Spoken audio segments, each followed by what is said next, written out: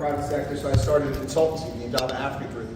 Because I learned a long time ago that for Americans, you can't come up with complicated African names because they can't pronounce them. So I figured Indaba was easy enough to understand, so we went with that. And the consulting group was to get people in U.S. business involved in Africa. Because in my view, excuse me, if the U.S. business community doesn't take Africa as a continent more seriously, by the year 2050, the United States will be a second-rate economic power. Because the coming growth and golden opportunities will be in Africa across the continent because of the population explosion. All those people are going to need internet, phones, roads, aircon, apartments, cars, you know, clothing, all that stuff. And Levi Strauss and all these big companies are in Verizon and T-Mobile, they're not here in Africa. So I was trying to do that. I started with that and it went pretty well, and then the COVID pandemic started, and that kind of put the kibosh on that. And so I started doing YouTube videos just so that people that want to hire me for services would know what they're getting, you know. Because my stock in trade is my ability to communicate, at least I think it is, either written as a published author, as a journalist, or as a public speaker, which I've done all over the world. So I made the videos and people are like, you should do live streams, you should broadcast. And I had some experience in radio and I've done a lot of strategic communications. So I said, I'll give it a shot. And I gave it a shot. It went really well. Two subscribers to 23,000 in 5 months. And lots of people switched on. Let's fast forward after YouTube shadow banning and shutting down my original channel. And here we are. I'm still sticking with it. I do this because, one, I enjoy it. And I also do it because I hope to make a difference. At home, with our crazy politics, which is destroying the greatest country in the world. Sorry, South Africa. The U.S. was the greatest country in the world. We want to restore it, make America great again. Sorry, Trump. I stole that from him. But anyway, so that's why I do this. I meet incredible people, fascinating people all over the world, and especially here in South Africa. And I want to thank you all. As far as South Africa, I thought 2021 would be an important inflection point with the municipal elections. And let me explain why. If some of you have not heard me say this, I'll try to keep it brief, Des. I told people that in South Africa, because the way your governance is established here, the way that the average person sees people aren't responsive, when the potholes are bigger than the roads, when you don't have local services, that's how most South Africans see government immediately.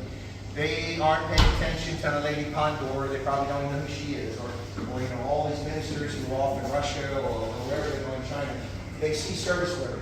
So I tried to convince South Africans that municipal elections are very important. And I interviewed 40 candidates from 8 different parties in the build up to the election and continued my coverage after the election. I tried to convince South Africans to register to vote.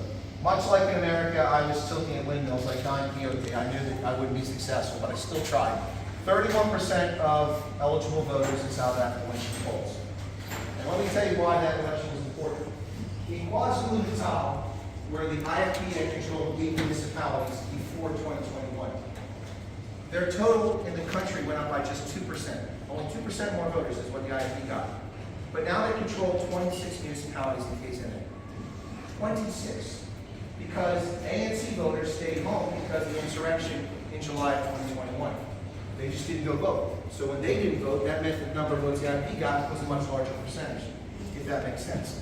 And the same thing can happen in the national election in 2024 if South Africans go to the poll. I'll give you that in a second. But if they go to the poll and vote, then the ANC is going to be pushed aside.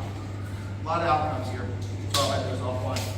But as far as the Western Cape and the Cape exit and Cape independence, that topic came up when I first started broadcasting. I interviewed Des. I interviewed Hein Marks from ULA. I interviewed Phil Craig from the Cape Independence Advocacy Group. And people ask me what's my view on it. Can the Cape succeed? My answer is yes. Well, what about our borders? Well, you have plenty of veterans who serve in the armed forces. If you form your military, the cadre that started off. What about the police? Well, you have serving police officers in metropolitan areas, so you can change that. We've seen countries split apart before. Czechoslovakia divorced peacefully, and they had no trouble separating the governance. They had no trouble separating the military, setting up the borders, and being good neighbors. Not that you would necessarily be good neighbors with the rest of South Africa, but I'm just saying. But it is feasible. It's possible. But it's a topic that's been going for a long time. So if you all want to get Cape independence, my hope for you is that that's what you really want, that you get it sooner rather than later. Because the longer it takes, the harder it is to retain the attention of people who see that as the viable alternative.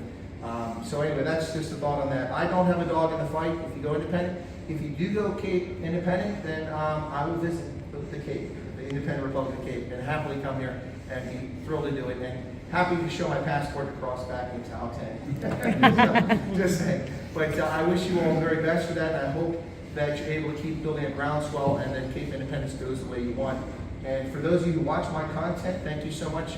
As we were discussing out there, many people tell me that I've had a big impact in South Africa, and I try to be humble, and honestly, I didn't really believe that at all. But these last 3 trips over the past year, I've spent 4 months of the past year in South Africa. Don't tell Durko, don't check my passport. But I spent 4 months of the last year in South Africa, and it's been a truly rewarding experience, and I have genuinely discovered that the reach that I've had and others have had goes much deeper than I realized, and that's all because of you who watch and those who share with other people.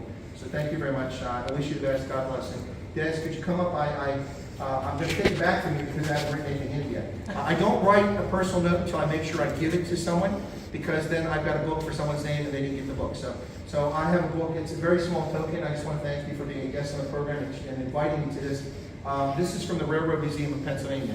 It's about 180 Rand, in case you're curious how much it costs. So it wasn't that expensive, okay? There's no bribe going on here. Anyway, but I don't know if you like trains.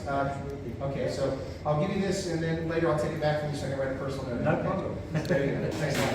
Thank you.